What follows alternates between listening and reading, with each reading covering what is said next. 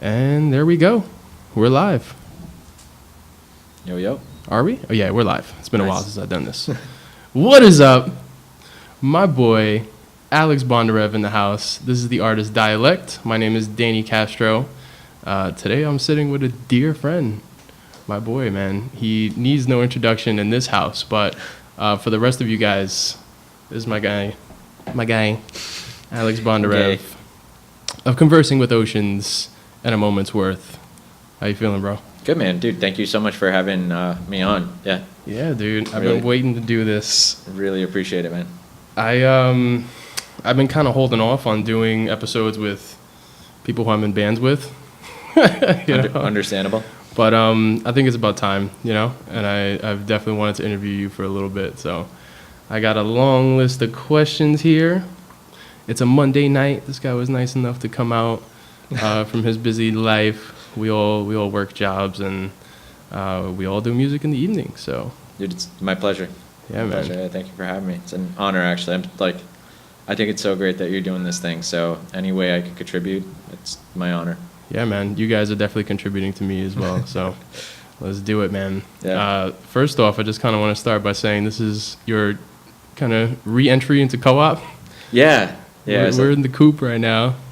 Yeah. You So live in co-op, right? I grew up in co-op. I lived in co-op from when I was about, 8 years old, third grade. Yeah.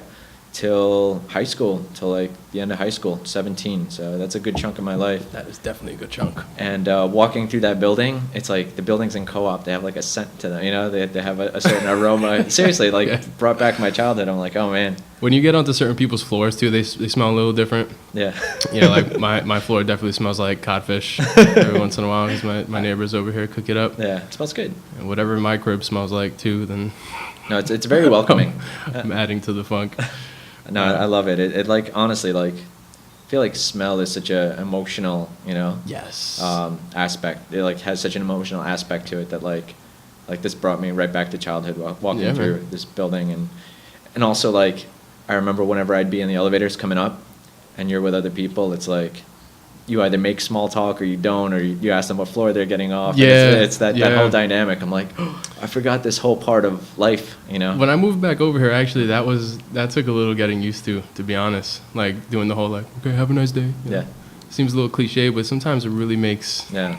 the world a Peop- bit different to somebody's day. People in co-op do it like all the time too. Yeah. I remember, Yeah. and like the people I was just riding up in the elevator with, they're like, "Oh, have a great day." You know, still it's, do. Yeah, it's so nice. Yeah, that don't change. Some shit don't change. No. But yeah, man, so cool. We touched on that a little bit. I know you've watched a couple episodes before, and what I like to do is basically go all the way back in time. Cool. I want to get your history. I want to get your prehistory. Yeah. But you have quite an amazing story. So I just want to jump right into this, man. We got to get it out the way. I want you to tell me a little bit about your journey over here, how you got to the States. Some people might know about this, but I think it's pretty incredible. If anybody doesn't, I would love for you to grace them with the Yeah. Thanks. story. Thanks, man. Honestly, like when I was watching your other podcast episodes, I'm like, man, these people remember things so well. And I'm like, I don't know if he asked me some throwback stuff, I don't know if I'll remember it that well, but I'll try my best. Yeah, so basically I was born in Russia. I lived in Russia till I was about 5 years old, and at that point my family had moved over to India. My dad had a job there, and we would go between Russia and India every year. So the summers we'd Crazy. spend in Russia, and then the rest of the year would be in India. The part of Russia, it's technically not Russia anymore. The part of Russia where I'm from is Grozny, Chechnya, which was at the beginning of the Second Chechen War with Russia at the time. It was like the early to mid-90s that this was happening, maybe even a little before that. So every year when we would go back, because my grandparents and my extended family was all in Grozny, Chechnya, part of the Soviet Union at the time. Every year, as we'd go back to visit them, things would get a little worse in Russia. So India would always be this kind of amazing, safe place, you know, to have a childhood, to explore, to run outside. it's actually quite magical from what I remember of it. And You were so young. Yeah, I could see why you don't remember much from those times. And then especially because you're going back and forth, like, it must all just be such a blur. Yeah. A lot of it was, but the interactions I had, like especially with my grandparents, my parents, my friends, just I don't, so many like childhood memories. It's like all flashing back in my mind like a movie now. That's still very real and very much with me. And yeah, so we lived in India for about 4 years. My sister actually spent 5 years there. I stayed with my grandparents for 1 year. And 1 year it just got very bad in Chechnya. There was like tanks out in the streets, people machine gunning out at night, you know. And how close to home is that? This was home. This was like right around home. Like right across the street from like where you're living? Outside the window, wow. Yeah. Thankfully, I mean, my parents, I have to give it to my parents and my grandparents, they did such a good job at shielding us from any of that. So basically, when it got to that point, because my grandparents and my parents were very good about communicating with one another, especially as we were getting ready to go back. When it got to that point where it was too dangerous, my grandmother said, you know, the war is like full out, you know, here. Don't come here. You need to go to another place. And at that point, we actually were able to come to America. We had family here. So you guys went from India to the States? To America, yeah. My dad's Cool. post in India was up. I believe we were looking at some different countries. My life could have been totally, I think about that sometimes, if you chose a different country to Yeah, go to, word. you know. But thankfully, we had some family in the Bronx, and they helped us come here.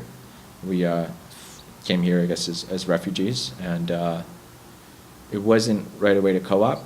I lived in another part of the Bronx for a little bit. But you touched base in the Bronx, man. Yeah. Like yeah. so many of us did, yeah. From India to the Bronx. And yeah, that was pretty wild too. Actually, the first time I saw a supermarket and just like, yeah, a lot of stuff. A lot of stuff is like, it's such a, I guess, a loaded question for me to talk about it because it's so filled with like childhood memories and not trauma, because I would say, again, my parents and grandparents and my family did a wonderful job of like shielding us from that.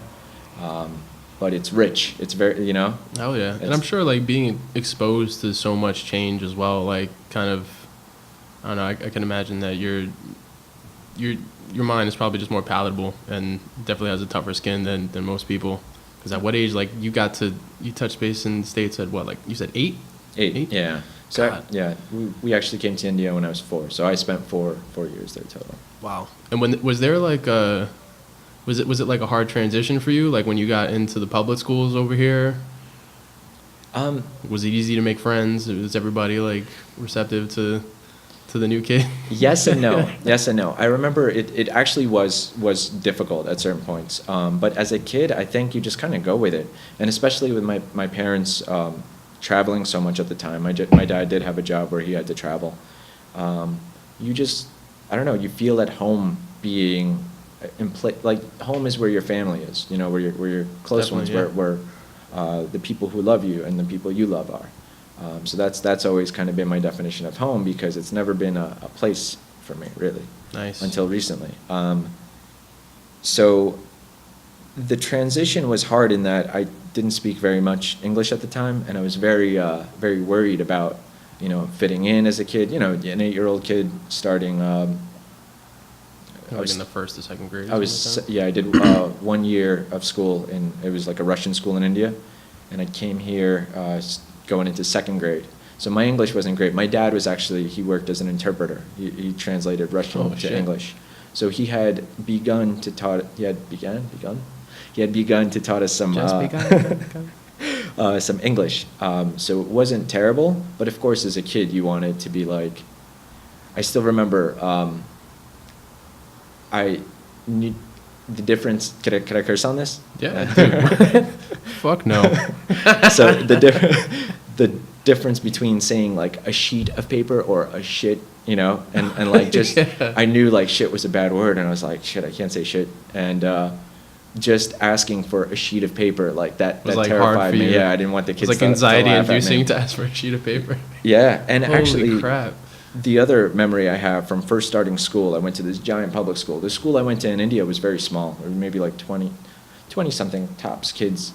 in my class, and I went into this giant classroom where we had multiple of the same grades, and I remember being in the cafeteria. It was like, Can be such an intimidating place. yes, I made my. I don't even want to be in cafeterias right now, dude. Yeah, That's a dude, grown ass man. Like, I still fuck have that. nightmares about it. This kid, I remember my first friend. His name was Bellamy, and the way we became friends was I was standing online, and I sneezed, Okay. and he goes, "God bless you," and I'm like, "Oh, thank you." And so I started talking to him after that. I came home and I told my mom, "Mom, I met a holy child," and she's Oh, like, "What do you mean?" And I said, "I sneezed," and he said, "God bless you. I've never been blessed for sneezing before." And then they explained to me that that's just what you This is say when you cultural, yeah. sneeze. Yeah. So that was a memory. And then one not so nice memory, just sitting in a lunchroom table with everybody. And this kid looks at me and he's like, "Are you Russian?" I'm like, "Yeah." He's like, "You're a commie. My dad says commies are bad. You should go back to Russia." And I was like, "What are you talking about, man?" That's like my Yeah. boy Aaron. That's so I was glad that he has his teeth plucked. Yeah. So I got that side of things very very early on too. Wow, Jesus Christ, man. So yeah, when did you touch base in 178 as well? Because we actually went to the same public school, not in the same year, but We just found that out, right? yeah, I didn't know that. Yeah. Through Mr. Weingarten, we found out that we had the same tennis coach or gym teacher. He was a Yeah. tennis coach for He you, was my but gym teacher, yeah. gym teacher for me. Used to play duck duck goose with that guy. Yeah, It was we played crazy. tennis together, yeah. I started 178 in third grade. Wow. And my third grade teacher, Miss Arizari, Miss Campanelli now, she was like one of the greatest, if not the greatest teachers I've ever had. She's awesome. Nice. And so throughout this time, it sounds like in light of all of the strife and the struggle that was surrounding you, like your family really held you down, and you still had a lot of light around you.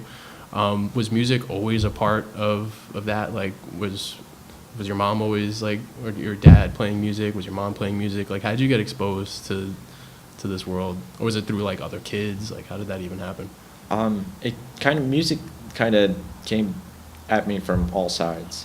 My earliest memory is actually being in the living room. I was maybe 2 years old or so, and I was putting on a concert, like performing for my grandparents. Crazy. Yeah, and I remember all of them sitting on the couch watching me, and I had some music blasting. And I was just singing, going nuts, performing for them. That's awesome. My mom, we had a piano at my grandparents' house back in Grozny, and they would play. I remember they would always sing, my grandmother and my grandfather, and they sang lovely songs. They would always play records at the house. My mom played in bands in college. She played in India. We always had an acoustic guitar around the house. Dope. And I remember my dad actually brought home like the first CDs that he bought, and he was like, "Oh, this is a CD, and the quality on these is so good." And it was like Bob Marley and Eric Clapton, and we just Nice. sat there and listened to these CDs together, and I was like, "This is amazing." Yeah. And I think Chicago might have been. I don't know. Yeah. Dad, you got to remind me what the other CDs you bought were, but that was pretty monumental. And then like just growing up here, I had a lot of friends that like exposed me to music. I had a friend Walter in co-op who I'm still good friends with. Nice. He just taught me all about hip hop, which I knew nothing about. And Was that the guy that gave you the Fugees tape? Yeah. Oh, So we actually, shit. we bought it at the Co-op City Fair together. Oh, We yeah. used to- yeah. Dude, they still do those, man. They're really nice. I've been trying to get a show at the Co-op City Fair for years, Have you? Yeah. River Bay, if you're listening, I emailed you like 6 years in a row. One day I'm gonna get a hold of ya. Book him. You will not regret it. He's amazing. I'll be like, Yeah. why didn't we do this sooner? That is crazy. Yeah. Matter of fact, last year Spank met this dude at the Co-op City Fair who had like a record bin out, and he just like he robbed that guy blind, which is Yeah. obviously what he wanted. But yeah, good times. So The other thing I was going to say, because that story is only partly complete, that was like, I'm sorry to jump in there. When I switched schools, I switched from 178 to a Catholic school, St. Teresa, over in Pelham Bay. And there I met Frank in 5th grade. Frank, Anthony, nice. Okay. and Ragu a little bit later, Chris Ragone. And Oh, you met all of those guys in one school? in grammar school, yeah. Wow. And all right, so you said in Pelham Bay. Where is that exactly? That is about 10 minutes from here No, but like the school for sure. I know on the St. area. Teresa but- Avenue. It's not far from Oh. like the Buer train station, right. not far from Crosby. Yeah, I used to bomb that hill on the way home every night. Holy crap! All right, cool. Yeah, so I met them there, and we didn't play music together, but we always talked about it. We were kind of like the rock kids. Like we listened Right. to bands that nobody ever heard of, and everybody else in the school listened to like pop or hip hop or, you know. So we had all these rock bands that we liked, and we were kind of ostracized for that. And then ultimately, like 7th, 8th grade, we were like, we should make music, we should play. Yeah. And that's how we started. I feel like every school, probably even to this day, I'm sure if you look around, they all have those like little niche crowds. Because I was definitely in one of them when I was a kid as well. You know. But we were nerds too. Like we were in the science club together. You know. That's Like, what's up. yeah. Like Goo and fucking Alex and everyone. Not Alex. Oh my goodness. Anthony. Yeah. Wow. Anthony. I'm pretty sure. I don't know about Ragu. I don't remember. Chris, I'm sorry. I don't remember if you were. It was definitely Frank, and I think Ragu might have been and Anthony. That's so we cool. were in science club. That's a cool. That's how you got the ladies. Yeah, right. And tennis as well. Was tennis like going on at that time as well? Or? Yeah. I started tennis when I was about 10, so that's like the way we came into co-op. I had an uncle that was living here, and he's a tennis coach. God bless you. He's you know, he basically invited my parents here. You know, said I'll train your kids. So me and my sister we signed up, and for grueling Russian tennis practices that we were not ready for. I'll turn your kids into beasts. He did. That's my terrible Russian accent. That's pretty good. You sound just like him. Sound like a Mexican, a Russian Mexican. Yeah, so I then trained with him and played tennis from when I was about 10 years old till, I'd say probably 16, 17. Yeah, was that's substantial. A big chunk of my life too. Damn. Yeah, and I'm sure that kept you out of trouble around here as well. It did. I can't imagine all the times that I must have like just ridden right by you when I was a kid, like just on my scooter or something. Because like I used to roll around the neighborhood and just like look for kids to play with all the time, you know. Because back in the co-op, like back in the days in like the early '90s, I feel like they had a lot of these baseball diamonds that aren't really around on the greenway, and kids would always just be playing out there. So like every day I would roll out to a different section and like meet some new group of kids and shit. Like, can't imagine how many times I've ridden past the tennis courts and you were just standing there like, Jesus, man, that shit blows my mind when I think about it. You know, small world. It is. It really is. Yeah. We were probably running laps and sweating, you know. Oh man. All right, okay, so cool. So you got me all the way to St. Teresa's, which is where you met a lot of these other cats that obviously grew up to be in bands with you and other pretty prolific bands around the scene. So you're already talking about how like you all enjoyed music. You guys all enjoyed the same music. You kind of were like ostracized for liking like punk rock and all this other crazy shit that kids weren't into. When did you guys actually decide to like pick up instruments and do it together? It was kind of like a gradual process. I mean, I knew I wanted to be in a band where, actually this happened through Walter, going back to Walter. His cousin took us to our first concert ever. His cousin Simon at Green Day. Oh, I was 12 years old, and we went to see Green Day in Irving Plaza, and I was just blown away. And I remember must have been awesome, yo. It was amazing. Such a great venue for that, especially at the time too. What album were they touring on at that time? They had just come out with, I want to say it was Nimrod. Oh yeah, Crystal is jealous right now. Crystal's tight. Yeah, they had just come out with that album, and they were touring that. And that's sick, man. Yeah, it was my first time at like a real show, and I remember then going back and telling Anthony and Frank that like, you know, that shit was insane. Yeah, It it was people amazing. Jumping around and like, I'm sure it was wild, man. I just loved the atmosphere of it too, because like Walter's cousin was somebody that influenced me too, because he was into punk rock and metal. He liked Korn and Seven Dust, Sepultura. He was into like really Those, like, heavy new metal bands. bands, yeah. Yeah, and he had like a big green mohawk, and he wore these huge jinkos with spikes and everything. Oh, and, like, he's one of those, yeah. Yeah, and I'm coming from this like sheltered like kind of Catholic school where everybody kind of dresses the same. We all have uniforms, obviously, And just seeing that whole dynamic at a concert where like people just dressed like, you're a 12-year-old kid. It's like, oh, there's more of these guys. Yeah. A lot more. And I remember I just wore like, I think it was like a green rain suit or something. It was like a ridiculous outfit, but I put all these chains around it, and I thought I looked like the shit, like I wish somebody had taken a photo of me in this outfit, because it was literally like a long green raincoat and you got green, like the wallet chains, pants. like the long. I had wallet chains everywhere. I had like 50 wallet chains on me. I don't know how I got. They must have not had metal detectors at this place, because I don't know how I got through it. But yeah, just that experience of like going to a concert like that and seeing kids of every style, background, just coming together for the music. That was really cool. Okay, and Urban Plaza, you're getting kids from all over the city. Yeah. Maybe even Jersey too, like, other states. The 90s too are like a special time, because people were like really like at that time really expressive as far as how they dressed. If you look at like videos now from the 90s, like kids, it's like crazy. People there. I feel like the late 80s and the mid 90s right now are getting like a little throwback era. Yeah. Like Bruno Mars just came out with the F&S video. Yeah. And that shit is like a total like fucking 90s throwback, man. Yeah, absolutely. Yeah, dude. God damn, that's really cool. So so you got back to school. Yeah. You're like, yo, actually, guys. the next thing we did, we had a science project, right? So me and Frank decided to film, and Anthony decided to film a music video. And instead of When I Come Around, it was When I Go to Pluto. So we like played guitar and sang, and we played this music video for our class. And somebody has that tape somewhere. Did anybody catch the reference? Yeah. Of course, like the song was out at the time. Okay. So we rocked out, and that was like my first music video at the time. Wow. Yeah.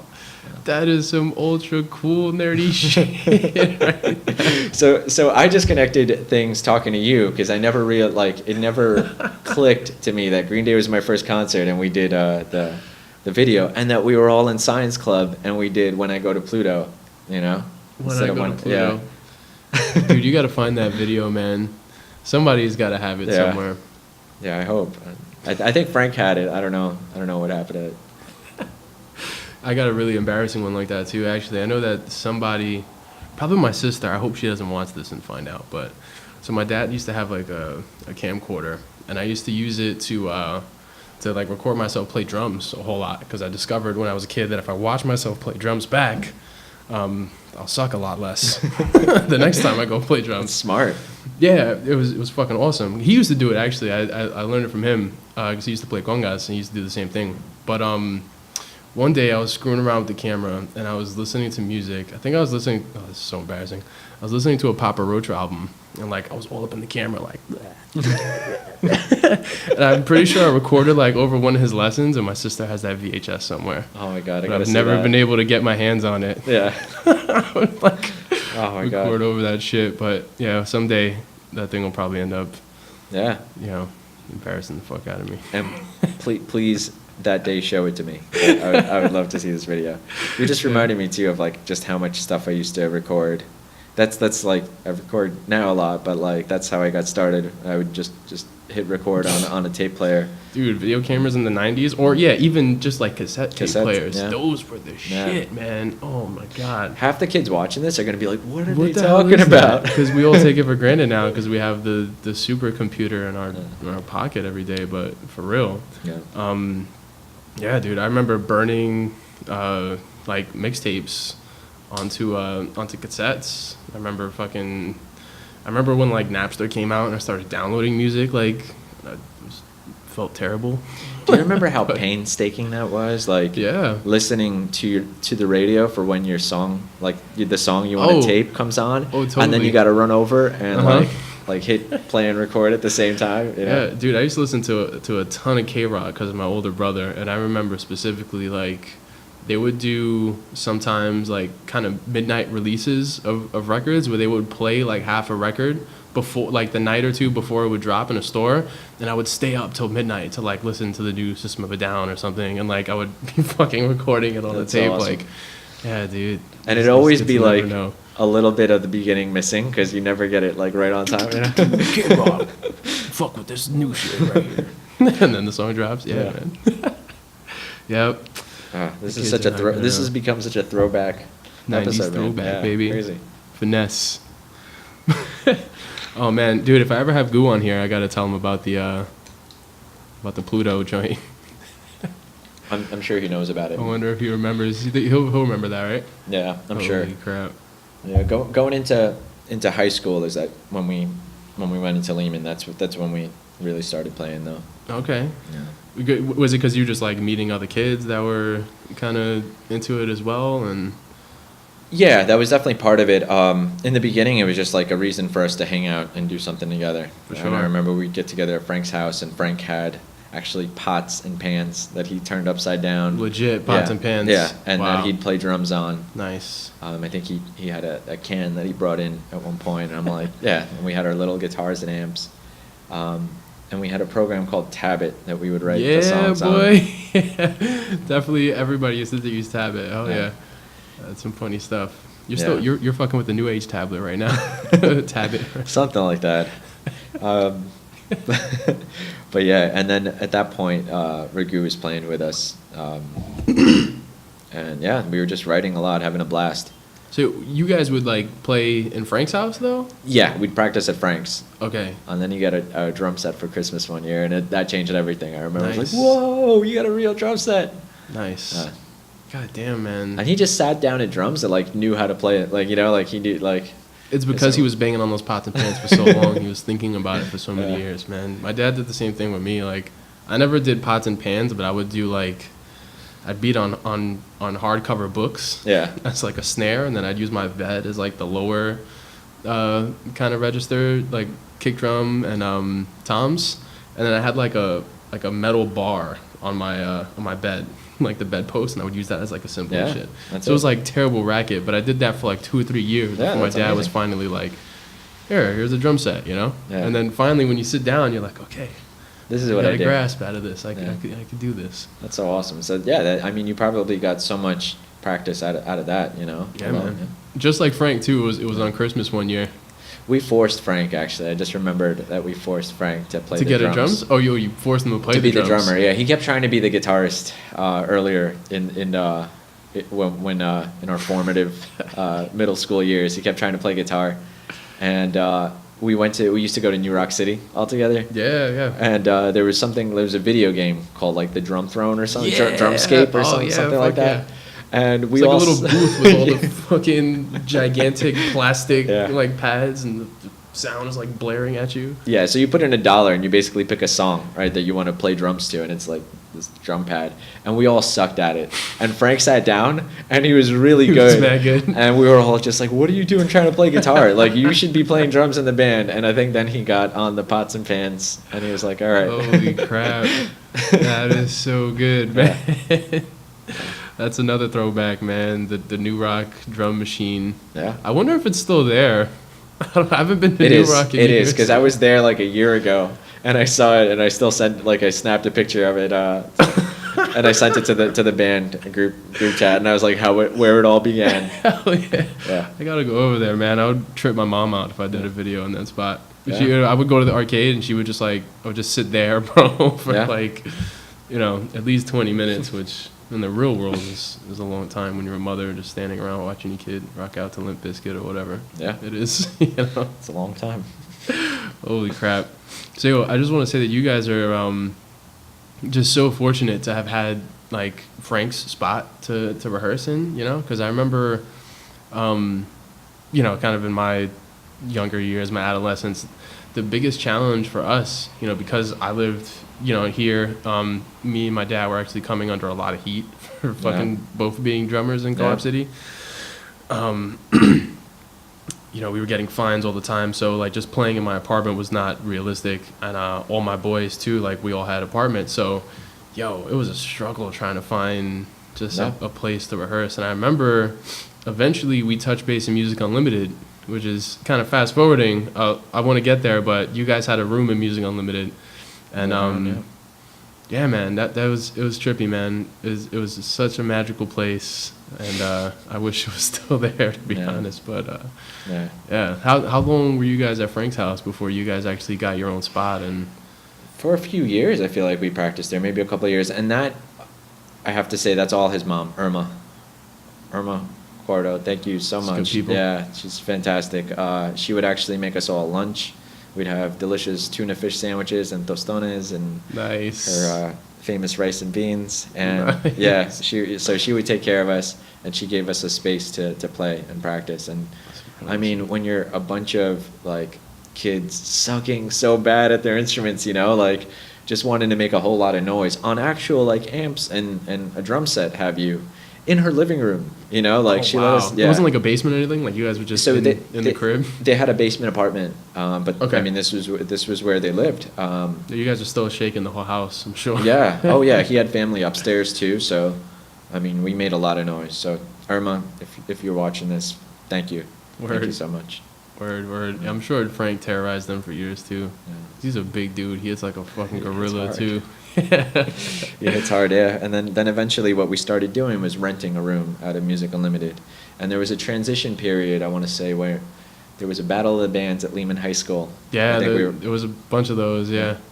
Yeah, and we saw, I think it was Foreseen at the time, play. And that Johnny was in that band. Okay. Yeah, and we saw them play, and we're like, man, these guys are really good. And Adam Fatchler actually played in a band too, who's now Adam works for Live Nation. Yeah. Did Bronx Underground for many years. Adam, I'm forgetting the name of the band you played with at the time, but Adam was ridiculous. But like seeing all these kids that are close to our age be so good at their instruments Oh yeah. was the biggest inspiration, because we were like, oh man, we need to get in a studio, we need to practice. Like these guys are so much better than we are, and we got to get there. Yeah, there's just a different essence, like when you kind of move into, like a studio, just four walls that are just built for that, And it's not, there's something to be said for kind of the sanctity of practicing in your home. Obviously, Baychester does it now, right here in my room. But I feel like you need that, You need to have those four walls. That's just like we can make the most noise. We can stay here until all hours of the night, and that'll really change your band. That really kind of builds you up. Yeah, man. I remember wanting that so bad. Yeah. It's funny because now we have the perfect situation. I don't ever want to go back to paying for a rehearsal room, but I feel like for a while it's definitely much needed. Yeah, for that period it was perfect. And that's honestly, like, going into Music Unlimited is when we started seeing a lot of these other bands and becoming friends with them. Yeah. I remember like Your Day Strong, Kenny, they used to go through there. Ken Fletcher is now in Neuromantics. And he went on to do a lot of things. There's so many people that, like, Johnny Quest was in and out of the studio. He was, I think, playing with his other band with Sean and Anthony, which I'm sorry, Johnny Quest, I don't remember the name, but he was then in Dailies. He said the name on the podcast. Oh, fuck. Driven to Distraction. Yeah. Okay, I think they used to come through there. I think. Don't crucify me if I'm wrong. So many bands, and then we kind of made our way, and this was around the time that Bronx Underground was starting. Right. So was this, because I kind of wanted to touch on this too. So when you guys moved into Music Unlimited, was this dibs on Anthony, or was this a moment's worth already? No, it was dibs on Anthony. Okay. So, all right, for the people that don't know Dibs on Anthony, because, look, guys, I'm sorry, I'm a little younger. I did not know anything about the band or why it was called Dibs on Anthony. Good. So I had to ask somebody, and they were like, well, it's because Anthony's one sexy guy, and everybody wanted dibs on him, apparently. Well, no, actually, that's the a complete good, opposite? that's a good guess. That's a good story. Okay. He is So a somebody sexy guy. lied to me then. One of your friends lied to me at a bar. No, we were arguing about different names, and I think I picked out like a terrible band name. It was like Anther Jade or something like that. And at the time, everybody like that we listened to like Big D and the Kids Table. Trying to think, a lot of band names like punk ska stuff Okay. that had a name in it. Daly's gone wrong, you know. So we were Some like clever, Yeah. like, off obscure type thing. with somebody's name, and so Anthony threw out a name, and somebody was like, one of us, me, Frank, or Raghu, like I got dibs on Anthony's name, right? And then one of us said, "Oh, dibs on Anthony. That That's should the be name." it. That's it." So yeah. Okay. Yeah, so that's how it's, yeah. Maybe I should have told the story where he's a really sexy Where- guy and everybody had dibs on Anthony. That's what's up. That's what's up. Now I don't think of him as too much of a Flavio guy like I used to. Yeah, but it kind of fit it fit the style, the sound at the time, because we were like this kind of silly, like tongue-in-cheek, like punk ska band. Yeah, man. So you guys got your chops up there, and then how did the transition from a moment's worth happen? Because Dibs on Anthony was originally you, Frank, Raghu, and Anthony, right? That's right. Was there any? It was just you four? Yeah, so it was the four of us, and we'd recorded a couple of EPs as Dibs on Anthony, actually two. And the second one, I mean, we were kind of getting a little more progressive. I was maybe 15, 16 at the time when we did. How were you guys recording at that time? Where were you even going to do that? So there was a studio in Long Island. I'm trying to remember the name. The guy, Runaway Studios. I just remembered it. Okay, the guy who worked there was CJ, and he recorded all these local bands, and it was just dirt cheap to.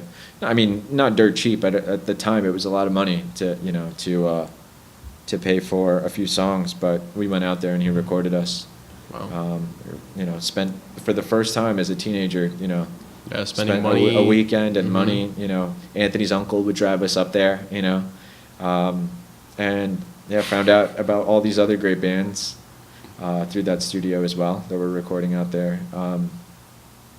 So we did that as Dibs on Anthony, and we were just starting to play Bronx Underground shows. And at a certain point, like 16, 17, I was getting really serious about songwriting, and I was just like, all right, the stuff I'm writing now, it's less like silly tongue-in-cheek. It's like more like stuff from the heart, And one of the songs we had written was called "Cross My Heart," and it had a line in it that said, "A moment's worth is what you make it."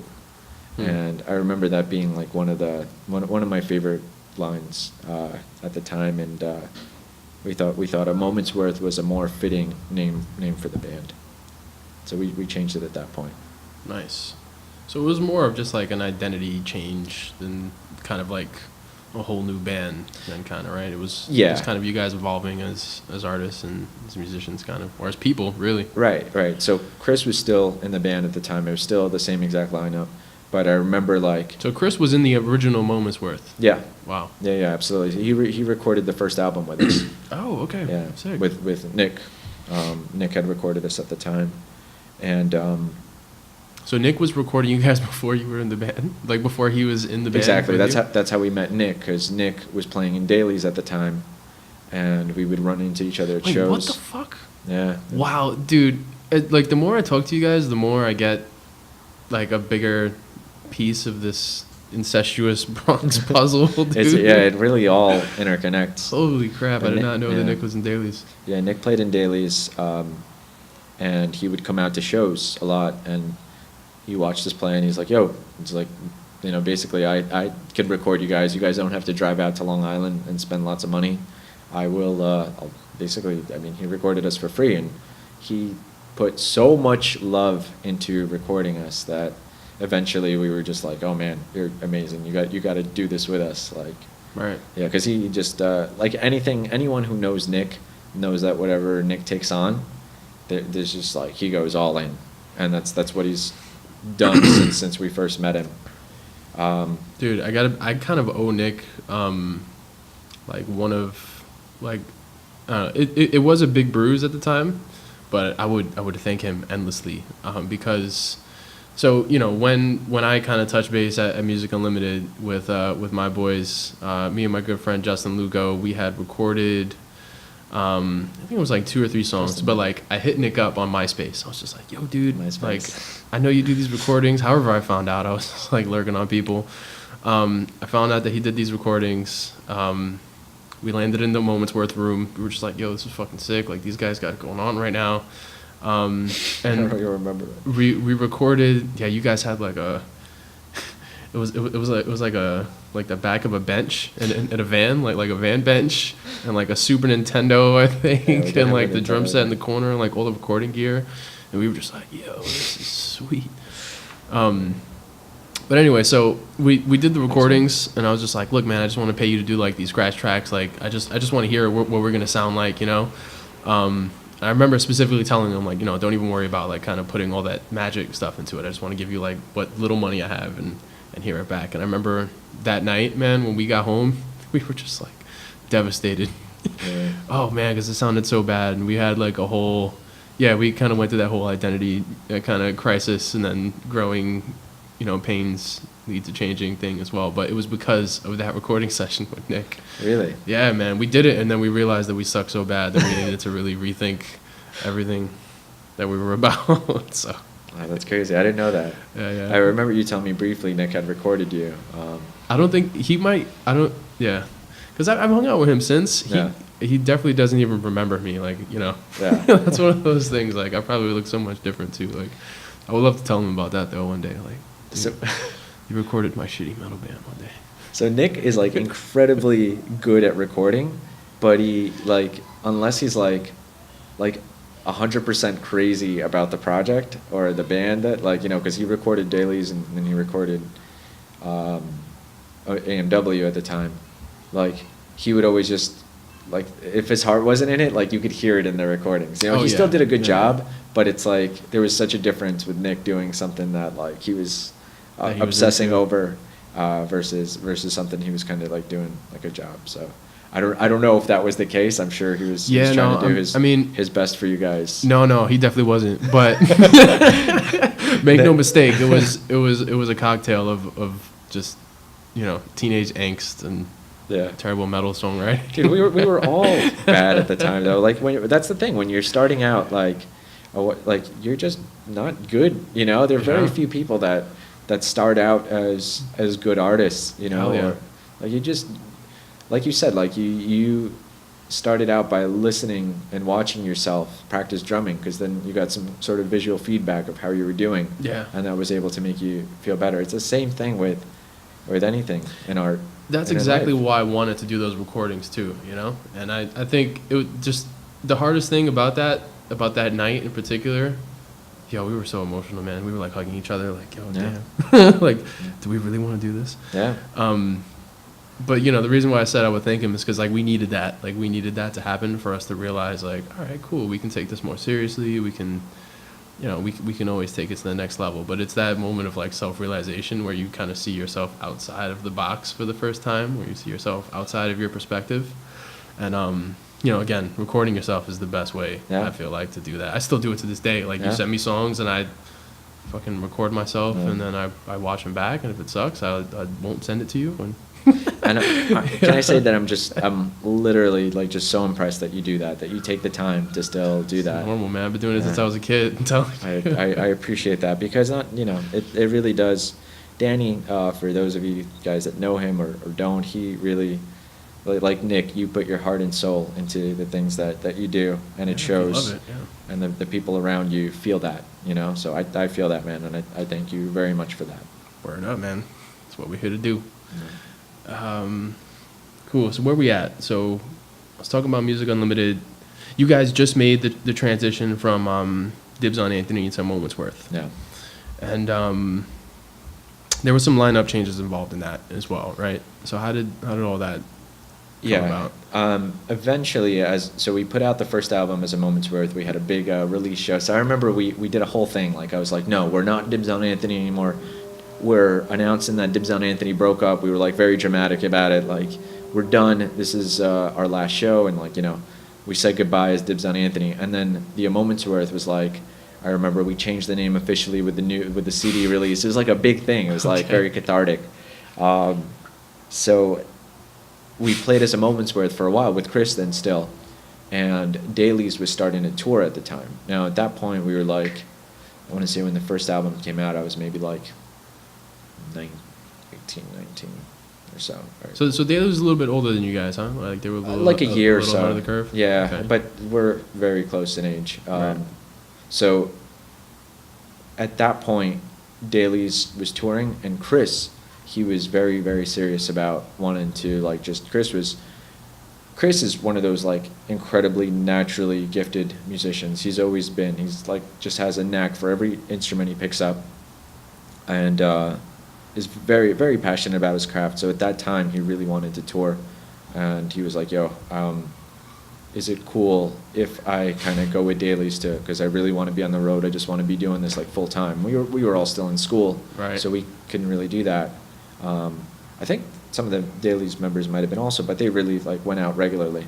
So we were like, "Yeah, man, just go for it." And like that was like devastating because it's like at that point it was like this me, Chris, Anthony, and Frank. Yeah, that was your like, boy since like middle school, right? Yeah, since we met Chris in I think seventh grade, and we've been essentially in one way or another making music since that day. Yeah, that's So substantial. So that was a big chunk, and I remember we're like, all right, without Chris, we're done. That's it. Like we're gonna call it quits, and Chris left, and we kind of called each other up like a day or two later, like, no, we got to keep doing this. We're just getting started. So yeah, I want to fix this thing.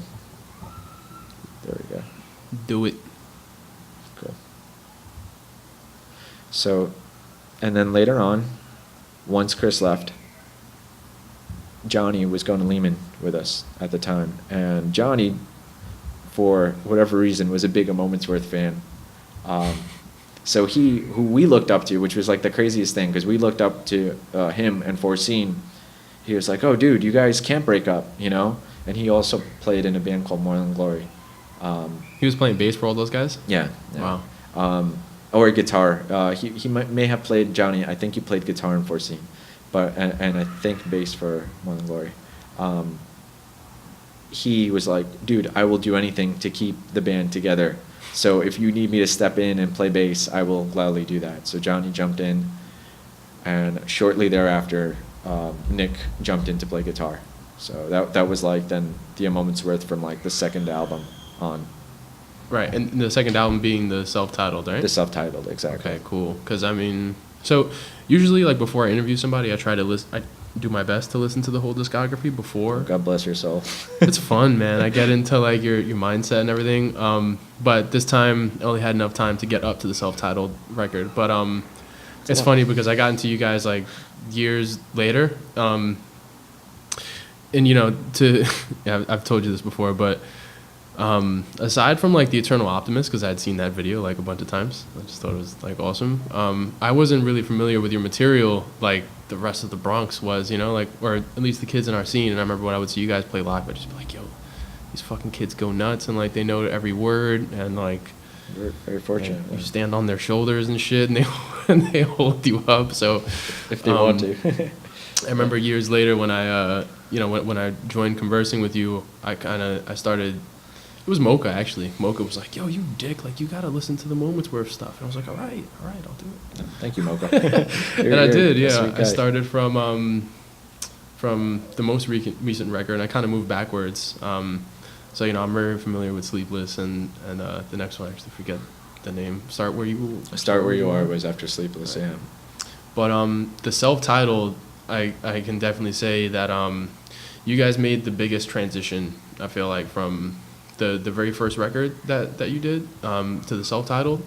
I just felt like there was a lot more kind of raw emotion in the actual songwriting and like what you were saying, and even the opening track, it starts out much more I don't know, it's like a little very, very vibey, it's like a little electronica stuff going on, and then the second track kicks back into the punk rock stuff, but like you can tell that like something had kind of changed in you guys. Yeah. So well, thank you. I mean, honestly, the fact that you took the time to listen to that, and any kid that's watching this that not kid now, and you're probably a grown adult, but anyone that ever took the time to listen to any of the music we put out. Like that in itself, like I can't express in words how much that means. Seriously, Yeah, you take time making something and you don't know if people will hear it, and just the fact that you're sitting here telling me about that means a lot. So thank you. Well, it's a moment in time, right? And they're all still on Spotify, by the way. If you want to check them out, just check out A Moment's Worth on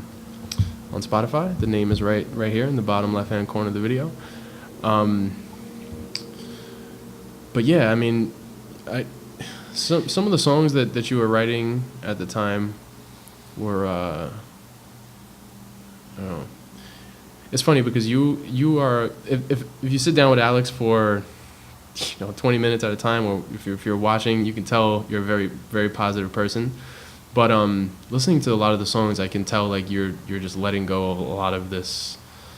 There's a lot of darkness, a lot of emotions that you're, I guess, trying to process, and Sure. it's like so interesting. It's so interesting to know you like personally and not have known that side of you. So like when I listen back, I'm just like, oh shit, Alex was a dark guy. Well, He's going through some stuff right now. yeah, I mean, to me, that's why you make art, is to like process all that, right? And a lot of times, if I was angry, or if I was upset, or if I was frustrated, or I would sit down and express it in music. So yeah, that album has a lot of I wouldn't say heaviness, but it kind of looks at the whole palette, right? Like it doesn't ignore any, to me anyway. I wasn't trying to kind of cherry pick the things that I just wanted to say. Like I was conscious of what I was saying, but I wanted to be honest. That's always been a big thing for me, is just trying to be honest. And with that album, you actually made something else click for me. But now looking back on it, I feel like the big impetus for that was Raghu leaving, and us like dealing with a sort of heartbreak, going through all our family situations and struggles at the time, and just that oh, look at these bands, like, because we were like in our early 20s at the time, and you would see some bands succeeding, doing very well, and like just that struggle of like, what am I doing? Am I wasting time on this? This is so important to me. In fact, like we were all so vested in it at that point. What kind of thinking I'm not.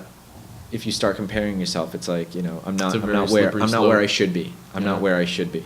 And just dealing with all that emotion, in addition to the myriad of problems, going through life. Not that our problems are like phenomenal, but still, whatever you are processing at the time, you put into song. So yeah, that was probably a big driving force for that change. Just like Raghu leaving and those kind of transitions. Sweet. And did you guys start to see like the reception at shows to you guys when kids will watch you like start to change around that time too? Because again, like I came on a little later, and I remember by the time I had seen you guys a bunch of times actually at FLC, and at the point actually was one of the most memorable times. I remember I was standing right by Frank and just kind of watching everybody go crazy. But I feel like by that point, like you guys were already, like you guys and Dailies were like Bronx superstars at the time. It was fucking weird, and I felt like this outsider just like watching like all these kids do it up. But when did that transition kind of happen? Like when did you guys start to see people kind of gluing to you a little bit more? I would say, I mean, thank you for that. There were honestly like besides us and Dailies, there were so many other bands. I don't superstars honestly at the want to time. discount anybody for sure, yeah, but so like Silver Metal, Athena's Fury, I could just go on and on, like naming these amazing. I mean, Afflatus. Turns to Falls, another one. Oh my gosh, yeah. Just so many, like the Bronx Underground. I'm sure, and you've talked about this on your podcast before. So God bless Adam and Anita and Dave for putting that together. But that was such a special little world that helped inspire all that. I'm sorry, dude. What was your question? you asked. About like when you guys kind of saw that transition. As a matter of fact, I'm looking at my notes right now, and I wrote down something really perfect for for you to answer this question as well. So there's a picture of you online surfacing. It might even be on your profile, but it's surfacing somewhere where you're at FLC and you're literally like standing on top of kids. Like you're like on their shoulders. I'm sorry to whoever I stood on. Thank you.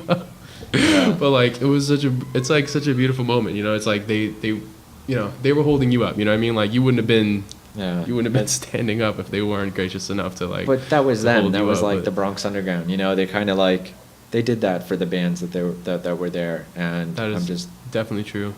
I'm just lucky to have been a part of it at that time, you know. Right. So I don't know. I feel like just being in that environment and staying honest to the music, just trying our best to write songs, you know, really, to write honest songs that were meaningful to us. We saw, you know, kids connect with it more. Right. And so thank you guys for connecting. And I always thought, I think of that picture sometimes, and it's like you guys literally held me and the rest of the band up all those years, you know, like quite emotionally and spiritually too, you know. Yeah. Like, so that's why I brought it up, because I think it is definitely a good analogy for kind of your guys' status, and also like you said, just kind of the vibe of the scene, like how selfless and how loving they all were. Yeah. Definitely a beautiful thing. If you guys want to check out any of the footage from those shows as well, Sweet Lou has a channel. It's called The Bronx Scene, I believe, and he has just tons, I'm sure, like hours of footage of FLC and The Point. I know you guys have heard us talk about it a lot, so if you want to actually check it out, definitely check out his channel. He's a dope guy. Sweet Lou, Papa bless. So he's one of the guys that we met actually because of the Bronx Underground. I remember we were doing a whole countdown to our album, and he would send us these pictures that he drew. I think it was, for Sleepless. He did like this whole countdown of pictures, and he did this artwork. And at that point, I kind of like, around that time, like we knew that the kids that were watching us or connecting with us, they had a certain, like, they were artistic, like nerdy, you know, kind of introspective kids, and I loved that, you know. They weren't like they were a different crowd, but still within FLC, they were a different kind of. They weren't really like the mosh pit kids. They were more like the some of them were the mosh pit kids, I guess, but it was more exactly like, I always felt like the kids that connected with our music were a little probably more introspective, you know, because that's where I came from writing, you know. I'd always just like write by myself in a like kind of quiet place.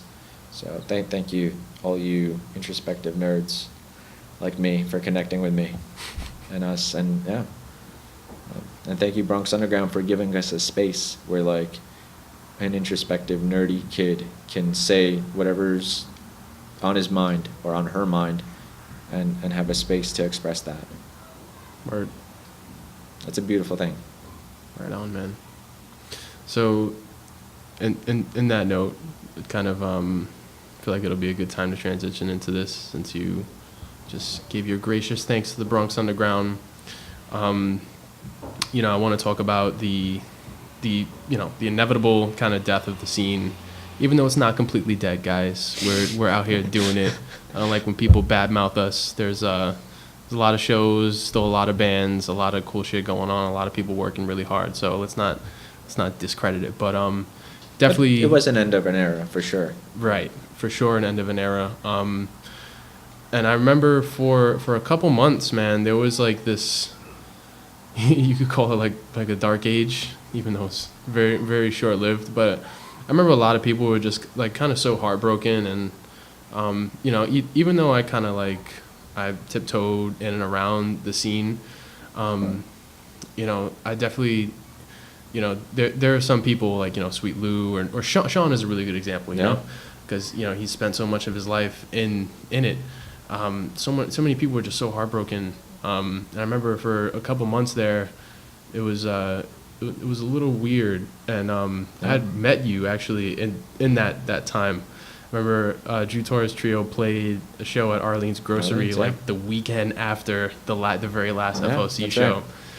And it was that show, although it was great, but in between playing and just kind of hanging out with everybody, like all the crowd banter was like very like just kind of sad and like Yeah. reminiscing and talking about like what's next and stuff. And yeah, it was funny, man. I remember like that was the night I actually met you, man. Like we walked around the block right before Drew did a set, and again, yeah, like I watched you, and it was like just you up there. It was like an acoustic show. I think Drew was the only full band at the time playing on that bill. And people still just like fucking loved you, and I'm just like thinking like, cool, man. Like, well, what's next? Yeah. You know. And I know at that time you were, I'd imagine, kind of transitioning into Conversing, which is definitely a huge step, and I feel like is, you know, you still do Moments Worth. You guys definitely still play shows every once in a while, but Conversing seems like the real, like, brain trust right now, and it's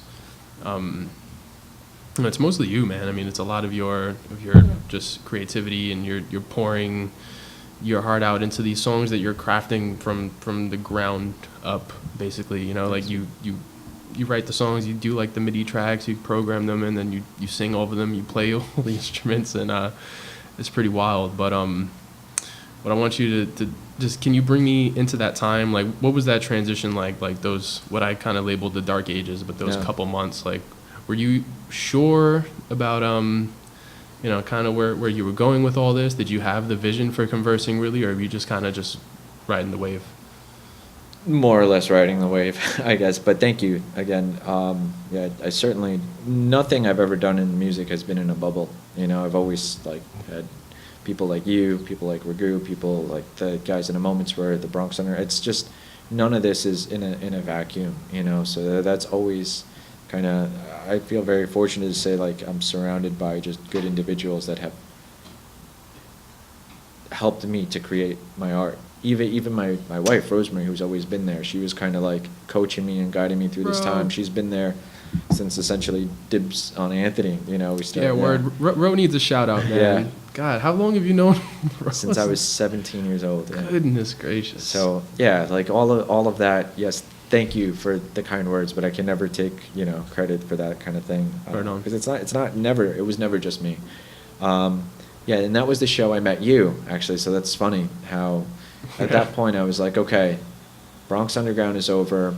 Things with the Moments Worth at the time, you know, we were just kind of going through a transition where we were going.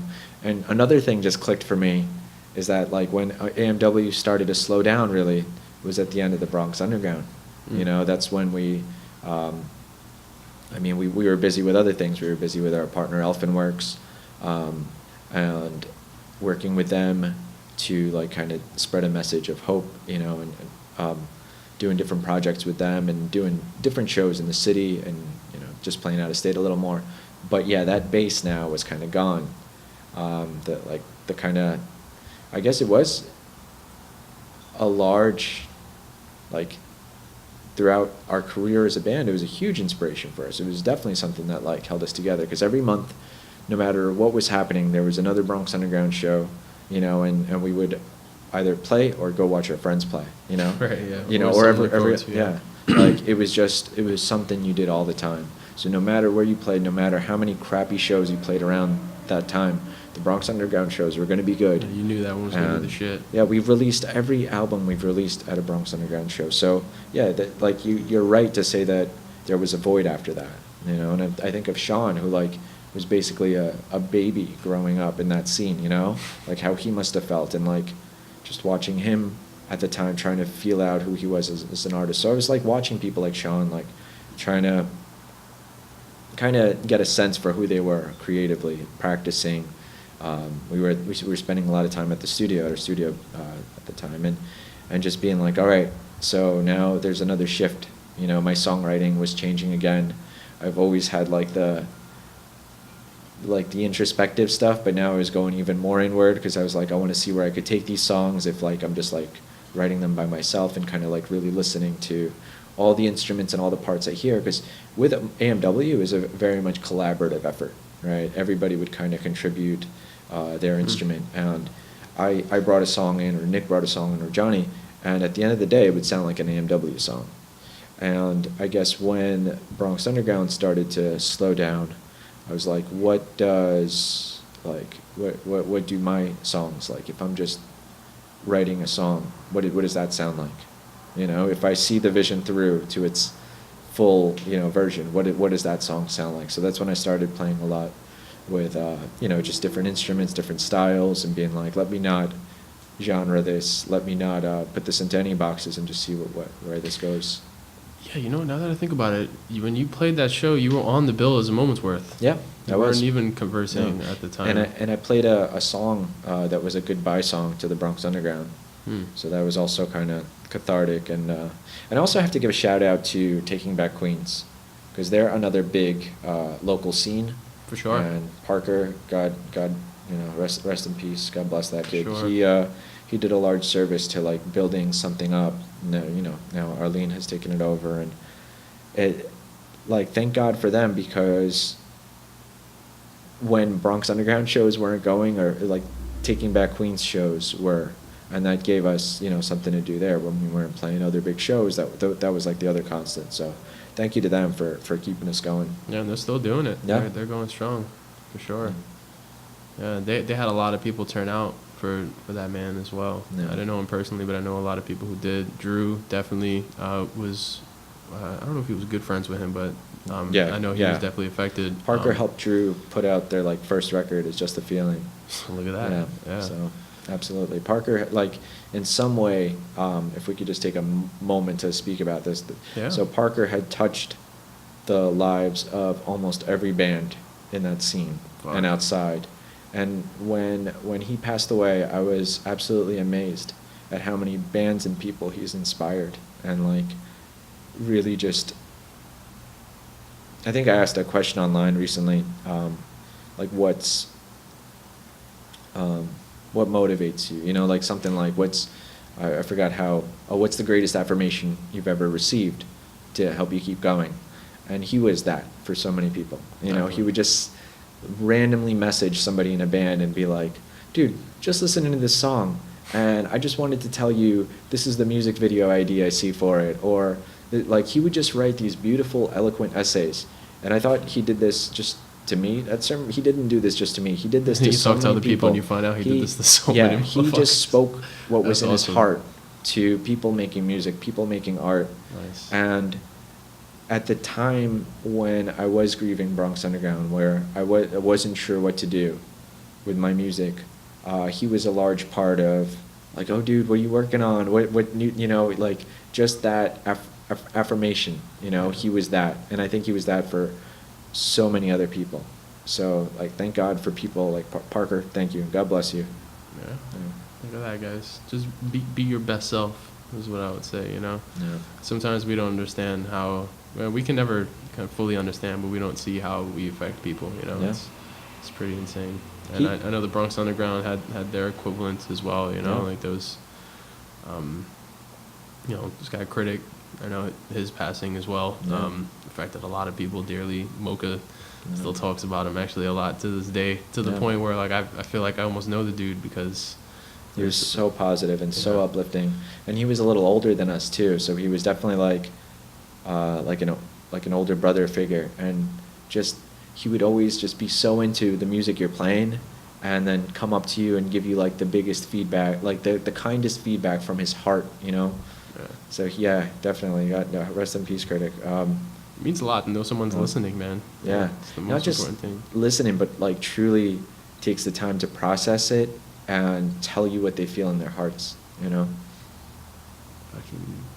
rest in peace, man. Yeah. That's why, like, this is gonna sound preachy, but people like Critic and people like Parker, they just taught me, like, whatever you want to say to a person when you're like, oh no, they don't need to hear this, just say it to them, because Right. you'll be surprised that, like, to me, I remember the nice things, the amazing things Critic has said. I still have like my text message conversations saved with Parker. I Wow. can't delete them, because those words at the end of the day, that feeling that somebody leaves you with, that's everything. Yeah, absolutely. Actually, so now that you touched on that, actually, that's a really good transition into another question I wanted to ask you, and that is actually about how do I word this? Without kind of delving like too deep into our own individual kind of spirituality, how, like, what is the relationship like between spirituality and music for you? Because I know actually the first time that we kind of hung out, like I remember you contacted me and we were just like, all right, cool, like let's meet each other, like let's get a vibe. And we were sitting down at a bar and we were drinking, having some beers, and like one of the things I really connected with you on was like we were talking about Alan Watts and like philosophers, and like you put me onto Anthony DeMello, who actually changed my life. I recommend Anthony DeMello to everybody if you're going through some shit. And those are some values I don't ever shove on anybody, but they seep into my creative life, and I don't know, maybe I like to guess that it happens with other people, but is there kind of any connection between spirituality and music for you? Absolutely, and it's always been. And I think just as I've gotten older, it just kind of crystallized more. Like I feel like that's what now Conversing with Oceans is. It's more like the going on with that theme of the spiritual side, I guess, to music for me. But it's so funny that you asked me that, because that's such a big question, right? Like, what's the connection between like? So, I'm gonna have a hard time answering it, but I'll give it a shot. So last night I actually had this bizarre dream. Last night actually I was. It's so funny that before this podcast with you, speaking of spirituality, so I was talking to Nick in the dream, and me and Nick, whenever we'd be recording, we'd always get into, or driving around, we'd always get into long, deep philosophical conversations. And Nick was always kind of like this very like pragmatic, like rationalist, like very like realist, but like he's deep, but like really like he has a good bullshit sensor, like. And he'll argue and explain his opinion. So it's grounded in reality. Yeah, very much so. And we would have these deep conversations. And last night in my dream, we were having one, and he asked me what the meaning of life is. Right? Weird. Wow. And we're looking up at the stars, and I tell him the meaning of life. I'm still trying to process this dream. I wasn't planning on discussing this on your podcast because I'm still like kind of sitting with it, but I tell him that the meaning of life is, you see those stars, like they're actually a part of you. You think that they're separate objects, just like you think everything around you is a separate object, but you can go inwardly infinitely, just like you could go outwardly infinitely, and there's nothing really separating that. We may think that there's a physical body here, that separates that, but those stars, because you're perceiving them, that's actually you. You have to be. It's kind of like a fish being in water. A fish can't tell they're in water. They're not. That's us. Precisely. With essentially, to me, that's us with spirituality, and music to me is a way that lets us connect spirituality to Nick, to like the rationalist real. That to me has always been music. And I think, I'm not going to get preachy about religion, but to me anyway, that the biggest thing with music has been just listening to that voice that like kind of connects me to that stuff when I hear it, and as long as I hear it, I'm going to make music, because that's how that voice, for the most part, talks to me, through song, through little guidance, little and big guidance, or big events that kind of fall into place. So I feel like when you do open yourself up to that whole channel, when you realize it's a little more than just our physical being at work here, I think it's a lot more. Like we're actually way more connected than we realize, than we tap into that spirituality. And I think music is that. You can't separate it. It's an expression of yourself, and it's an expression of your soul and that ultimate being, if that makes any sense whatsoever. But no, it definitely does. Yeah, man. And that's why I had to ask, because it's definitely there is a relationship for it, or between spirituality and music for me too. And for me, I feel like it manifests itself a lot more in like somewhere along the lines, I realize, like if I'm expressing myself and if I'm trying to convey an idea that's inside of me to you, I need to kind of think beyond like the pleasure sensors in my brain, like just what feels good to me, and I need to really think about how I'm conveying this to you, how I make you come into my world. And a lot of times you just have to kind of give up. You have to be selfless in order to do that. It's taken me kind of years to. It's almost like when I'm playing for people live, I'm shutting off a portion of my brain, and I guess it's my ego, or whatever part of my brain is saying, this is for me entirely. I mean, I want to enjoy myself as well, and obviously, clearly we have fun doing what we do, but it's me kind of turning off that like selfish part and turning it into a completely selfless thing, which is trying to make people kind of have everybody in this room click and connect with this one feeling and this one idea. And it's so huge, man. Spanky Roman, my boy, guitarist and my other band, Bass the Blues, he said something to me once that kind of changed my life. And for any musician watching, I think that that this could potentially be huge for you too, or it definitely worked for me. Spank was saying that you can put the 10,000 hours in, you can learn all your rudiments, all your riffs, your scales, or whatever, but none of that really means anything. I'm kind of like losing actually my train of thought. Fuck, I went way too deep. I was enjoying this. This is I want to write this down. I feel like. God damn it. Oh man. We can go back to it if you'd like. Yeah, let's go back to that one. Because I definitely want to hear what that thing. It's gonna smack me as well, and it's so Yeah. profound. Yeah. God damn it. Moving on. That's all. I could tell Spank was a deep guy too. Yeah, man. He's taught me a lot of things, man. One of the things Spank taught me actually about playing drums is that when you strike a drum, you don't want to like hit it to get the drum to make a sound. You want to draw sound out of it. That's awesome. So Spank's approach is really kind of treating each instrument that you interface with like kind of like a spirit in itself. And just being really really sensual with your instruments. Attuned to that type of stuff. Instrument's energy. I believe that too. I think. I got it. My bad. Awesome. So Spank says that the idea behind what you're doing is the most important thing, not the most mechanical, like technical ability. It's more so the idea that you're trying to convey. So, if I'm playing a drum groove, instead of thinking like 1 2 3 4 1 2 3 4, I might just be thinking like, okay, I'm swaying. I want somebody to feel like I'm underwater right now. So if I put myself underwater in my headspace, maybe, just maybe, I can make you feel that too.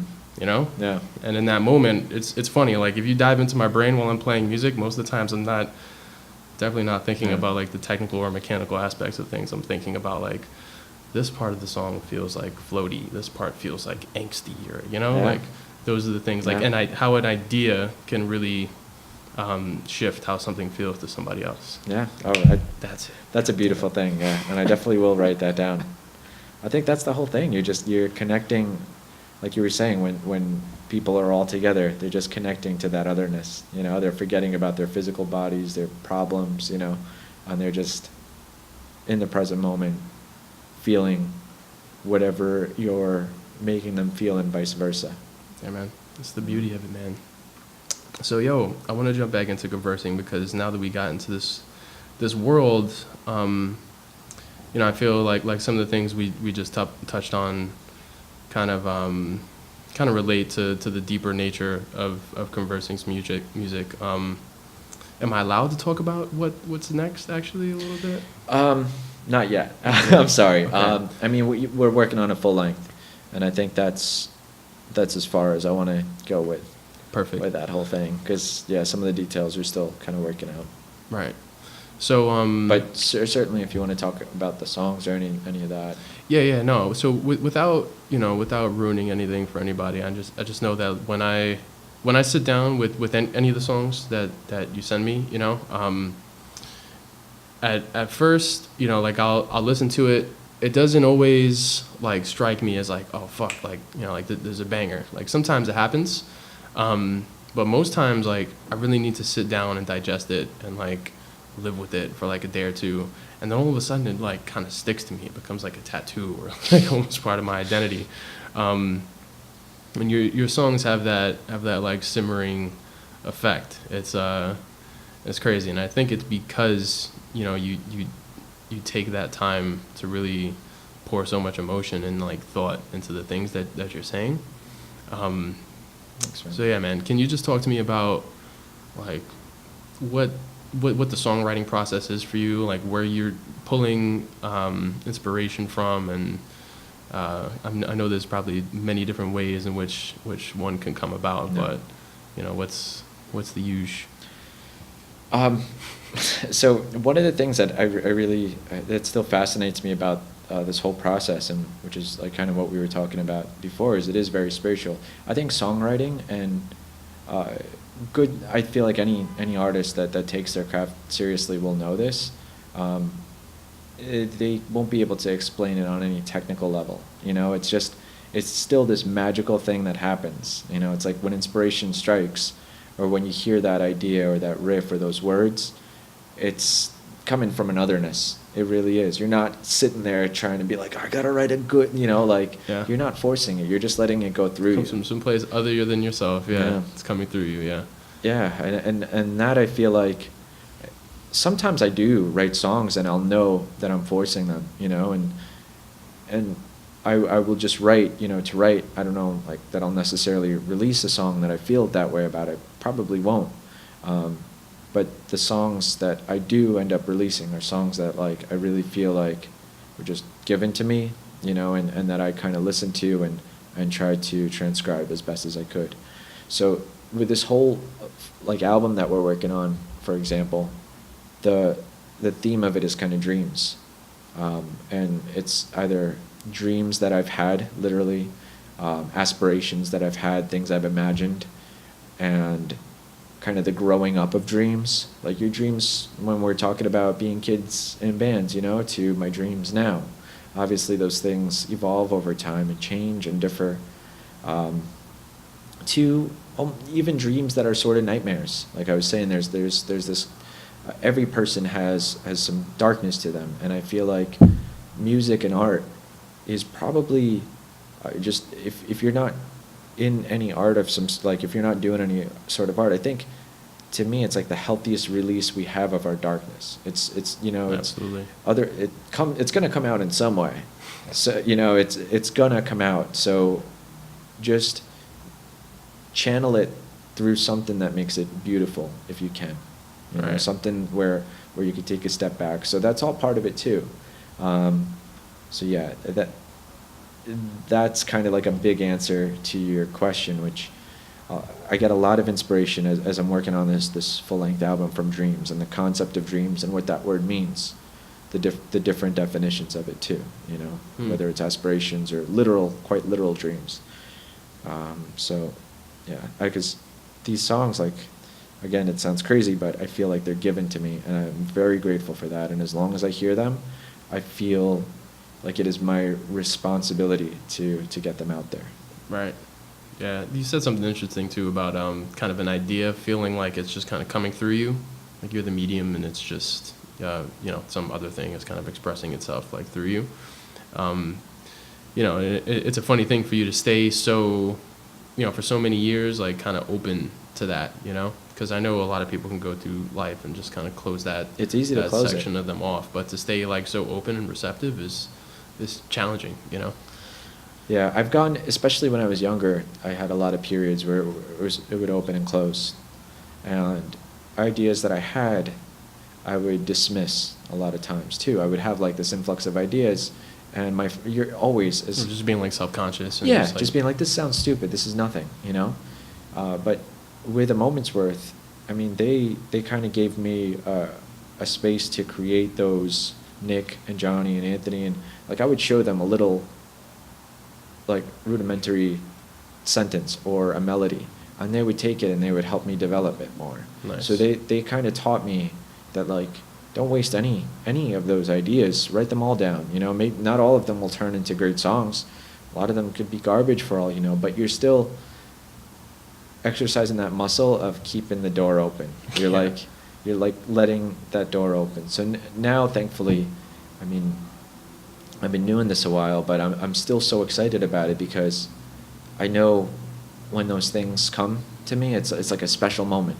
Whenever they come, they could come in the middle of the night, or, you know, while doing something mundane, which they usually do. You're usually not trying to sit there and force it. Yeah. Most times if you do, it's probably going to turn out not so genuine too. So yeah. But, you know, about exercising that muscle, man, I got to say, you and Drew, more so than anybody that I know, you guys, you definitely exercise that muscle. Like, you guys just have songs and songs, you know, like, you know, for every song that you've ever sent me that I know the rest of the world hasn't heard, can only imagine how many more you have that, like, nobody else knows about. And Drew too, man. Like, that's awesome. You know, you guys just really kind of keep that source of inspiration open, and I find that it awesome, and I also find it very beneficial when you're finally at a place when you're trying to put together like a body of work, you know, or an album or an EP, whatever. Like, you only have the very best to choose from because you never shut that door. You know, which I find really awesome. Well, thank you, man. And Drew's another person that you mentioned that, I mean, I've grown up with in the scene, and like just watching how he's always elevated his art to where he is now. He's just like, watching Drew is like watching a force of nature. Like seriously, he just has his own unique style, and it's just completely captivating. It's completely in the moment. It's so honest. It's so him, you know. There's nothing that I know of like him. He's brutally on guitar, honest, through his words, and seeing people like that. That's somebody that has very much practiced at leaving that door open. You know, like that's all him. That's all that like purified flood of ideas that are coming to him. You know. And that he's giving light to. So same thing with like Sean, like how he's writing now. The beautiful thing with Sean too is I remember watching him in the studio, and he was so Sean Dowling from Synapse is Firing. He would be so, he'd talk to me about like how he's at home and he can't really practice his songs at home because he can't be loud, and he was just trying to feel his voice out. If you listen to the kind of music he's making now, it's like, I can't believe that that's the same person, because it's like on a totally different level. Again, like everything from like the playing to the writing to the words he's saying to the delivery of his voice to the feeling behind it. It's so him. He just has that door like wide open, and he's letting these ideas flow through, and he's putting them out into, you know, he's making amazing music with it. It's insane what a couple of years will do, you know, and a lot of talent and inspiration around you, you know. I feel like we're fortunate enough to know so many talented people who are just so hungry. And I know, you know, for myself at least, you know, the guys in the Bronx, man, like they're like no other, and we all like egg each other on, you know, like we all are, you know, like Sean, I'm sure he was, you know, when he was trying to develop his whole style and his new approach to writing and everything, he was like watching you and like other cats like Drew or Brian, and like just being like, damn, you know, this guy's doing it right now, I gotta step my game up. And like we all just kind of elevate each other with this like competitive brotherhood that we have going on, which I feel like is a very fortunate thing, you know. And it's inspiration too, because I will still regularly go to shows like that one we just did with the Tiny Bronx thing, where we had like, you know, 12 artists or whatever, and like just feel genuinely inspired watching everybody like just present their selves, you know, their version of those ideas coming through them. And it's not just in music also, because I'm like thinking about Lou and like just the development of his art, where he's come as like now as like a filmmaker, you know, and a director, like how he, from where he started out, you know, my wife, for example, who's a professional photographer, seeing what she could do with a photo now, with a moment, you know, like how she captures and where those photos were, you know, like I've seen that progression personally, and like but inside, all those people will put themselves down, you know, and be like, this is like the most common thing any good artist will say is, I feel like I suck. You know, if they're on, like, if the, unless they're like, you Ain't know, it the truth? like, I feel Yeah. like, and I'm not there. I'm not where I want to be. And that's a good thing, but it's also like, hey, don't forget, like, look at how far you've come. Look at this level. Look at the body of work you have, and look at day one versus now. For sure. You know, it's incomparable. Yeah, me and Sean talked about that a little bit, and it was just like kind of how to maintain your health, you know, your mental health and fitness. Like, it's such an element to this, because you're gonna get bruises, you know. It's like I mentioned earlier with like how devastated I was the first time I heard my recordings back when I did it with Nick, and you know, although it was something that I asked for, it was also a taste of reality, and I did feel like in that moment like, oh fuck, I suck. And you know, I've had many, you know, since then. So, you know, you're going to have your beatings, but, yeah, to have that resilience and that kind of, you know, it's like you said when Goo left, a moment's worth, you guys were like, oh, we're not going to do it for 2 days, you know, like a day or two later, you guys are already calling each other back, you know, like getting back up on the horse. And, you know, kind of trying to strengthen that mental muscle is a huge aspect to this as well, because a lot of us are so self-deprecating, and it's very hard to you know, to see yourself in a different light, you know. Yeah, which absolutely. is why I also, you know, I appreciate guys like yourself or Brian or anybody, you know, like, you know, fuck the people in our scene, but anybody in general who can put themselves or show themselves in a more vulnerable state. I just find that so admirable, you know. Absolutely. Like that it takes a lot, you know. It takes a lot out of people to do that. Absolutely. And that's why whatever it is you're thinking of starting, just do it, and just expect that you'll be terrible, and expect that people won't always be, you know, in general, people aside from the few very kind souls you may have around you, in general, the public's not going to be like, oh, this is the greatest thing ever. In general, you're just starting out with something very rough. But they're not doing it. You are. You're doing the thing, and just like that is the fucking truth, yeah, man. like just take the first step, and then take the next step, and then the step after that, and you don't have to see the end of the journey. Like I think it's such a blessing that it's a big surprise what's ahead of us. Like we have no idea. It could be the best thing, it could be the worst thing. But if you have an option, and this is where dreams and imagination comes in, like if you have a choice between imagining the best or the worst future for itself, like, what would you do to get that best future for yourself? You'd probably be starting that thing, and you'd get knocked down once, you'd get back on, and again you have that choice.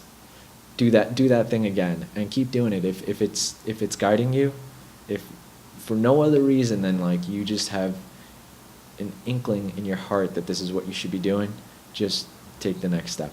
Do that thing. I call it a North Star, man. Yeah.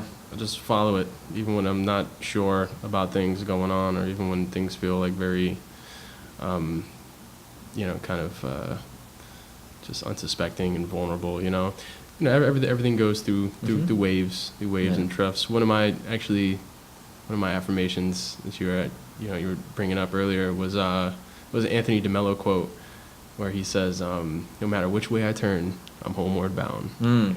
Yeah, that's and great. It's like you said, it's just that process. You know, it's not really about the end goal, because if you're only focused on that, you're gonna get there and be like, oh, fuck.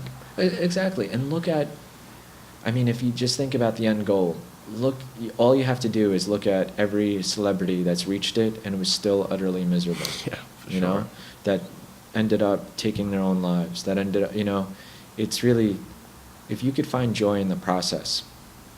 You know, if you could find fulfilling relationships that build you up and encourage you in that process, you know, that's the whole key. It's not about getting to that end goal, because you know, who knows? Again, that whole thing is a big surprise. You know, it might go the way you want it to, it might not. But if you're thoroughly enjoying every step of the way, and watching yourself grow and watching the people around you grow, then that's the key, I think. Right on, man. Words to live by, people. Words to live by. That's making it, I think. It's just falling down and getting back up. And it's the hardest shit sometimes, you know, it really is. I've had my heart broken in music so many times, especially when I was younger. And I thought, like, being signed to a label was everything, you know? Yeah, A Moment's Worth was like signed to like a Japanese label or some shit like that, right? So every label deal we've ever had, we were signed to a Japanese label, In and Out Records. Thank you for signing us. That didn't go through because the label fell apart shortly after they signed us. We met with like all the majors at the time. We met with Atlantic, Universal, Sony, when we were kids, like young. Wow. And I'll tell a story that I don't tell very often. I was might have been my freshman or sophomore year in college. Probably, I think my sophomore year. Very early 20s, maybe 20 or so. I got a call from somebody at a label, and they're like, "Oh, we love your music.